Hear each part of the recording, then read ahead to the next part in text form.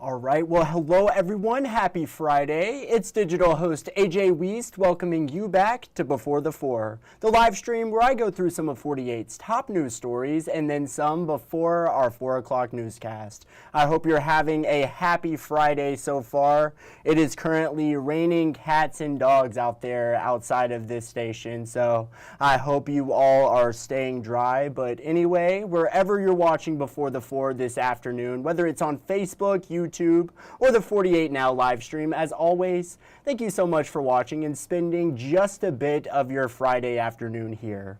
Now first, let's begin in Decatur, where today the Alabama Court of Criminal Appeals denied a bid by former Decatur police officer Mac Marquette to get his murder charge dismissed. Now Marquette is accused of killing Steve Perkins during a botched tow truck repossession attempt outside of Perkins' home back in September of 2023.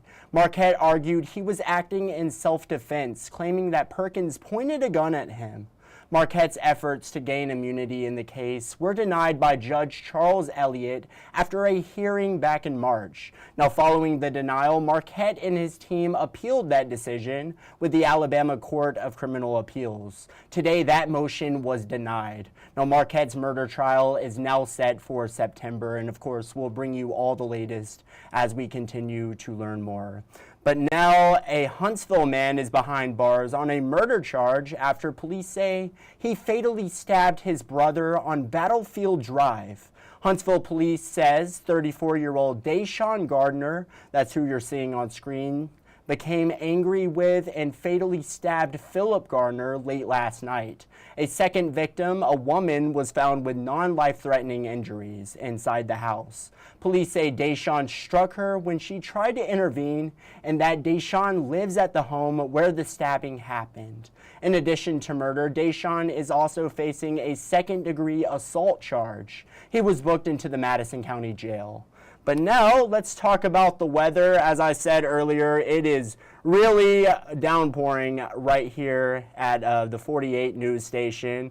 And we've had a few pop-up showers this afternoon, but the heat is certainly sticking around, and it'll continue into the weekend. First Alert meteorologist Jeff DeNoyer with the latest. Jeff? Hey, good Friday afternoon to everybody. Finally made it to the end of the week, and yeah, weekend's knocking on the door. It's going to be hot, it's going to be humid. And finally had some storms pop last night, late night into the morning. We had a few storms. Now we're tracking more storms this afternoon, but not everybody getting the rainfall. But where it is raining, it's heavy at times. And here in Huntsville, can hear the thunder, can see the lightning in the distance, but I can't see the rain yet. I do think it's going to start pouring there on the parkway, though, here shortly. And there's some very heavy rainfall in and around Huntsville. Also out towards Paint Rock right now, along 72 in the Woodville area, just south and west of you, headed towards New Hope and also Grant. Another isolated heavy rainmaker in the Fife area right now, a lot of lightning with that. And you can see off to the north, there's still some more storms that will trickle down into the area through the late afternoon and evening. So we'll keep them in the forecast, at least through about 7, 8 o'clock. I don't think everyone's going to have rain, but if you do, it will be a downpour. The heaviest of rain today is actually falling south of us in the Birmingham area, mainly along I-20 and south, but certainly some rain here too. Temperatures, if you had a storm today, it's been a little cooler, like in Fort Payne where it's just 79. Most locations nudged to 90 briefly, and some areas still in the 90s right now. I feel like temperatures have been around 100. Storms will back off this evening. Patchy fog overnight, low 70s. Weekend forecast, hot and humid. Mid 90s for both days. Feels like about 105. You can throw a slight chance of a storm maybe Saturday afternoon, but I think most of you will stay dry. And it's just going to be all about the heat and the humidity, not just for Saturday and Sunday, but for Monday and Tuesday as well. Temperatures maybe even a little warmer, a little bit more humid. Relief will eventually come Wednesday late in the day, so one more hot and humid day before some storms arrive in the evening hours. And then that chance of rain will continue for Thursday and Friday. More clouds, more rain means temperatures not in the 90s. They will fall back into the 80s for your daytime highs.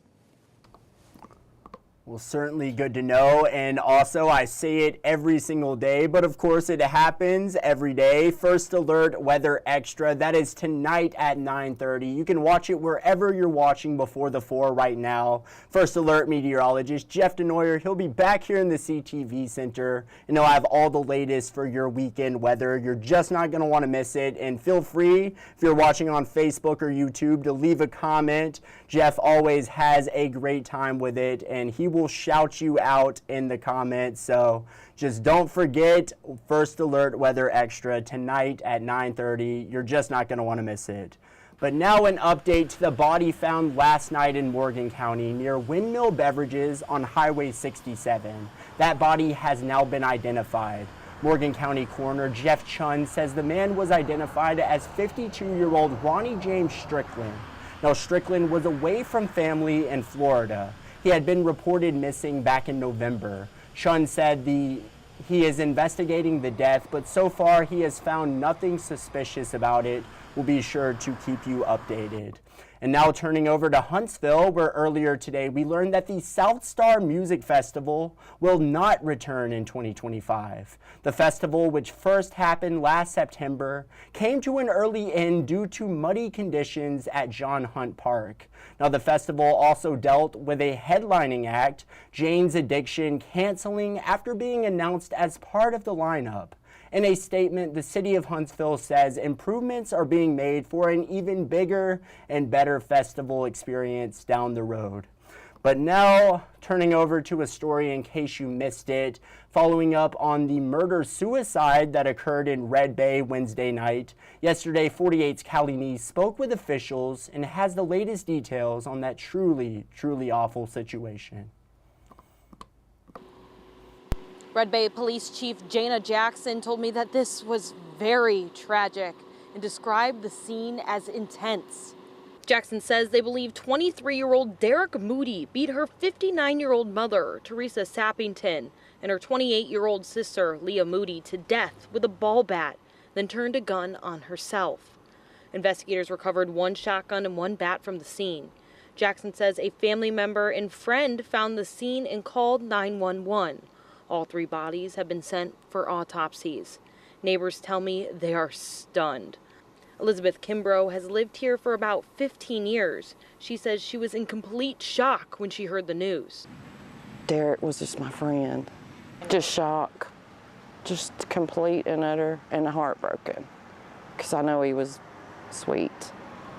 Jackson told me that crimes like this do not happen very often in this area, and it's a big responsibility for her and her officers to investigate these kinds of crimes. It was very saddening for the family and friends, and our thoughts and prayers are with all the family and friends of these individuals. Jackson told me she doesn't know the motive at this time, adding that once they receive the autopsy report back, they're hoping to know more. Reporting in Red Bay, Callie Neese, 48 News, on your side. Well, now we're going to head to break, but coming up, teachers weighing in on the Focus Act and the Scottsboro police officer who was shot and injured in the line of duty returning home last night. It's all ahead. We'll go through it all in 1 minute.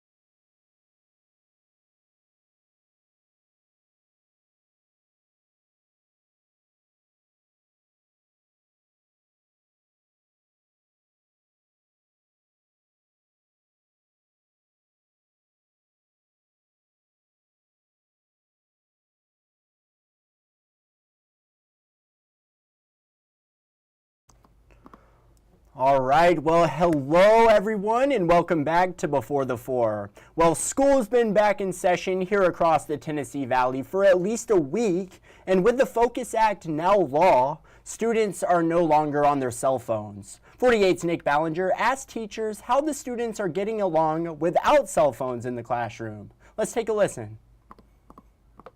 It's the talk all over social media. My school, my state, banned the phones. Videos like this one from a teacher in Tuscaloosa garnering millions of views talking about the state's cell phone ban and its effect. My students, 100% of them, took notes in my class, did their assignment, asked for help when they got stuck, and turned it in. Has it been this easy of a solution the whole time? Or this one, a Scottsboro City School student on her first day without a phone. It's the first day. And I still have 200 and something more to go. I'm so tired. I had to socialize all day. Teachers from Bob Jones High Schools have their own thoughts on the ban. Different, but a good different. Improvement. Madison City Schools already outlawed phones during instructional time last school year. The Focus Act takes it a step further, banning them entirely. It's hard to compete with a cell phone. There's so much going on with it. I feel like student engagement has improved.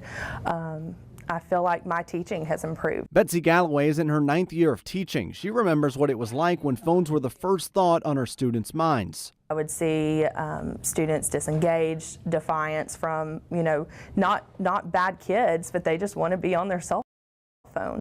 10th grade algebra teacher Brandon Watt says he's starting to see his students' personality more. When we take the distraction away, they have no choice but to focus. Now what I'm saying is students actually talking to each other and communicating instead of, walking down with their heads, down headphones and actually building those social skills. It's not just making waves in the classroom. The biggest change these two notice, the cafeteria. When students would be on their cell phone probably the most throughout the day, they're now talking to their friends and talking to their friend groups, playing Uno and playing cards. You kind of get to see them be kids a little bit more. And it was an emotional and uplifting night last night in Scottsboro as Police Lieutenant Derek Porch returned home weeks after he was injured in the line of duty that sparked a day-long manhunt for 29-year-old Daniel McCarn. 48's Faith Delp reports. A heartwarming night here in Scottsboro as Lieutenant Derek Porch is finally back home and with his family. People in Scottsboro lined these streets tonight as he was escorted back from an out-of-state medical facility where he received treatment. We're just thankful to the good Lord above that he's come home. Brothers Rick and Randy Stewart came down to the Jackson County Square among people to cheer, wave flags, and salute Lieutenant Porch's arrival. Police Chief Greg Godfrey told me when he saw Porch before crossing the state line, he looked exhausted, but was excited to be going home. Lieutenant Porch was shot after a chase in the early morning hours of July 28th, rushed to the hospital, and hasn't been home until tonight. Praying he didn't lose his hand, that he didn't lose his life. He has a wife and children, and that's what we were praying for. That shooting sparked a manhunt that lasted nearly 24 hours before the suspect was finally caught. The Stewarts tell me they didn't know Porch personally, but they prayed for him all the time, and tonight was very special to them. We live in a great country and a great community, and it's good to see everybody come out and support somebody that went through what Derek went through. I was told Lieutenant Porch will have to go back for checkups, but as for now, he is home and with his family. Reporting in Scottsboro, Faith Delp, 48 News, on your side. That is so great to hear. Lieutenant Porch back home in Scottsboro. Awesome story there. And now, speaking of which, let's go into the stories you're just not going to want to miss coming up in our evening newscast. President Trump-Vladimir Putin summit currently happening in Alaska. Get the latest coming up. Kitchen Cops, see how restaurants in the Tennessee Valley rank this week. And finally, get all the latest weekend happenings in North Alabama with What's Poppin' with Peyton coming up. And these are just a few of the stories you're just not going to want to miss coming up in our evening newscast. And now, you all know what time it is. It is, of course, time for Facebook fun. And our 48 Facebook question today, who is the best TV character of all time? And let's see what you all had to say. The best TV character of all time. Looks like Alicia said Sheldon Cooper. We have Owen Anderson. That is a nice little picture of Barney Fife right there. I gotta love it. From the Andy Griffith Show, of course. Barney Fife is truly a character. Jesse Brown said Bubbles from Trailer Park Boys. Definitely the glasses play into just the amazingness of the character Bubbles. I have not watched a whole lot of Trailer Park Boys, but of course you got to know Bubbles. Blake said Andy Griffith, of course. love Andy Griffith, love the Andy Griffith Show. I grew up watching it. And then Laura Meadows said Walter White from Breaking Bad. Cannot argue with that. I was a bit more of a Jesse fan in Breaking Bad, of course. I thought Jesse Pinkman was an amazing character, the character development. But of course, Walter White's character development speaks for itself. And Bryan Cranston, the actor of Walter White, did a fantastic job with that show. If you haven't seen Breaking Bad, highly recommend. And of course, the Andy Griffith Show as well. But anyway, awesome comments from you all today for Facebook Fun. Y'all, that is just about it for today's Before the Four. But thank you all for sticking around, spending a bit of your Friday afternoon here. I hope you all have a fantastic weekend. And as always, thank you so much for watching. You all have a great night.